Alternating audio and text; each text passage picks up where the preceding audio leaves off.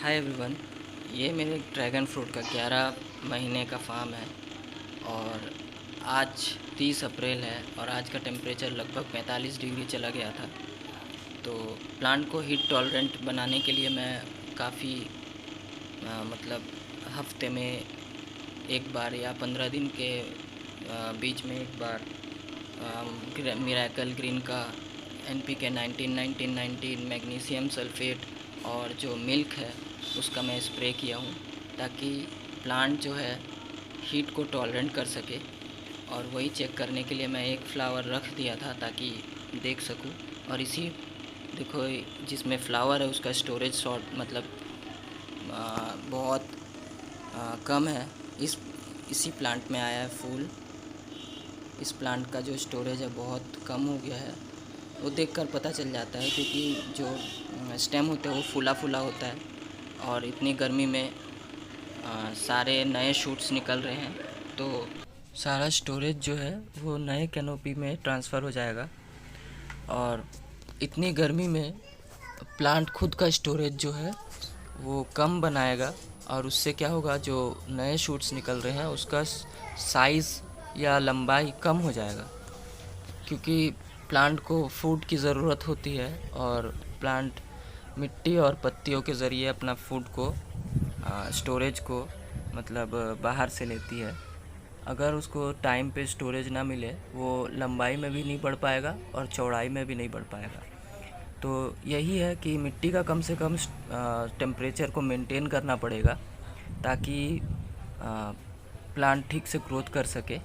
और जो सनबर्न की बात है यहाँ पे रेगुलर मैं हफ्ते में या फिर 15 दिन के एक बीच में एक दिन ग्रीन मिरेकल का यूज़ किया हूँ और उससे थोड़ा सा यहाँ कंट्रोल हो चुका है। बाकी बचा मिट्टी का टेम्परेचर और ऊपरी भाग का टेम्परेचर। जो भी ये गर्मी का जो स्टेम है, ये जो निकला है नया शूट जो भी है, ये मैंने नोटिस किया कि जो स्टेम अगर ठंड में निकले वो हीट को टॉलरेट नहीं कर पाता है। और ये जो स्टेम है ये अभी गर्मी के दौरान निकला, इसको कोई भी स्पॉट नहीं, कोई भी सनबर्न नहीं।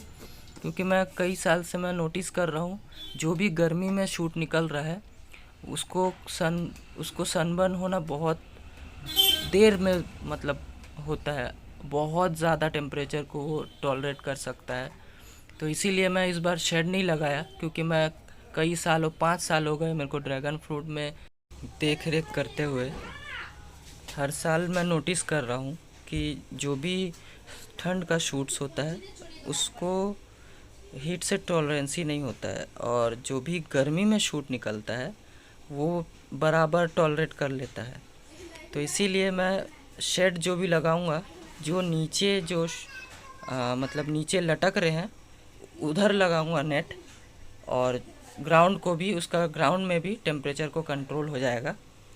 और ऊपर के जो नए शूट्स हैं वो धूप में ही एक्सपोज रहेगा क्योंकि उसको कोई प्रॉब्लम नहीं आएगी। क्योंकि मैं देख रहा हूँ कई सालों से मेरे छत में भी ड्रैगन फ्रूट लगा हुआ है, वो बहुत ऊपर रहते हुए भी जो गर्मी के शूट्स है उसमें वो बराबर ग्रीन है और जो भी ठंड के शूट्स है उसमें येलो स्पॉट आ रहा है।